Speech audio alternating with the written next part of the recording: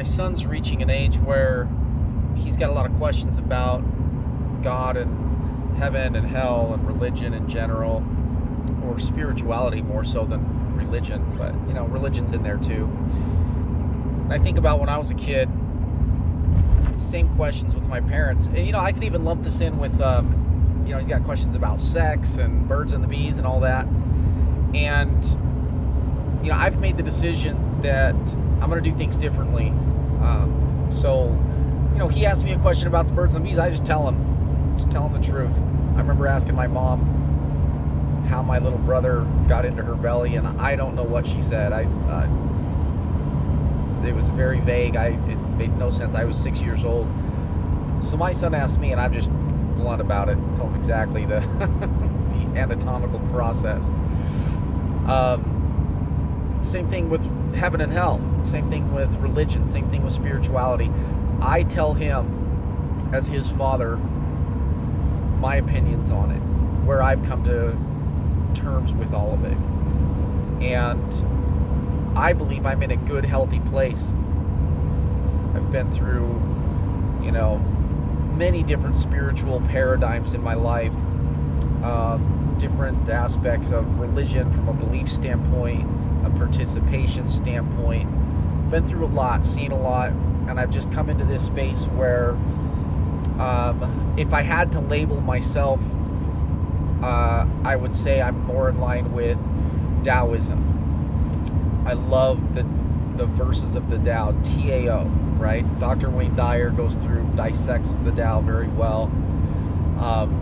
It's a very agnostic approach to God, right? As far as kind of the admission of not being able to comprehend it, but that there is a God, that there's a creator and a source, and this wonderful loving thing that we can tap into and meditate on and pray to. And I also have my opinions on heaven and hell, that it's there can be heaven on earth, hell on earth, and but I don't care to debate the details. I just know where I've come to terms with all of that. And so with a Mormon upbringing in comparison, my parents sent me to this member of the clergy. I would go into a locked door, and I know they don't, Mormon church, this isn't bashing the Mormon church. There's good, there's bad. I just have opinions on all of it, kind of where I've settled at this point in my life. But, I am not at the stage where I'm going to do what was done to me. I can tell you that. Like, my son is not going to, I'm not going to, when he asks me about God and my perception of, heaven, hell, all that stuff, I'm going to give him my opinions on it.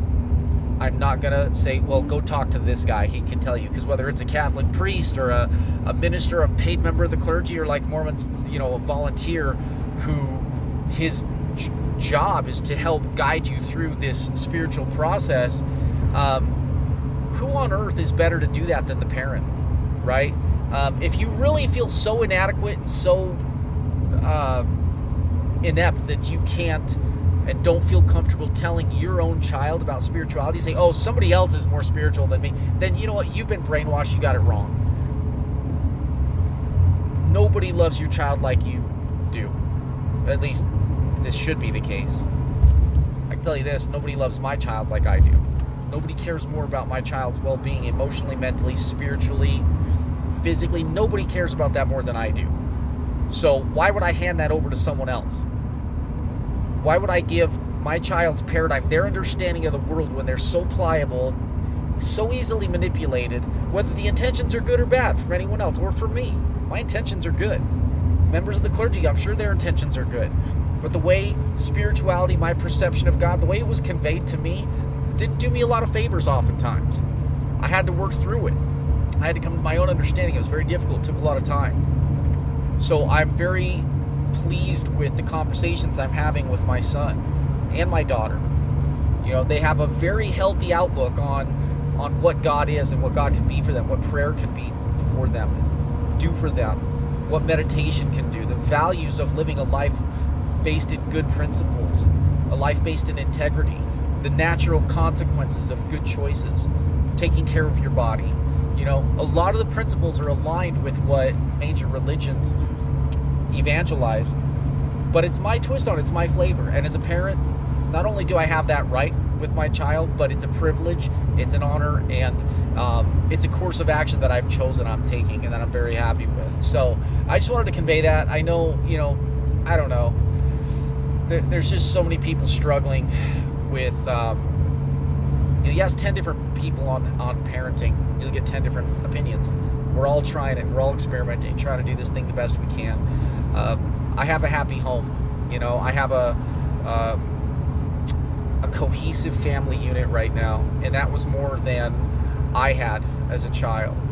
And so I'm just excited about the results. That, you know, I am relieved that after much trial and tribulation and errors and lessons, that today I can go home, look at two very happy children, a loving girlfriend, you know, this home unit, a little dog, you know, beautiful. And we have a nice, happy, healthy, functioning family unit, and it feels great. So I just want to share it with people, you know. I don't know. That's all I can think of for now.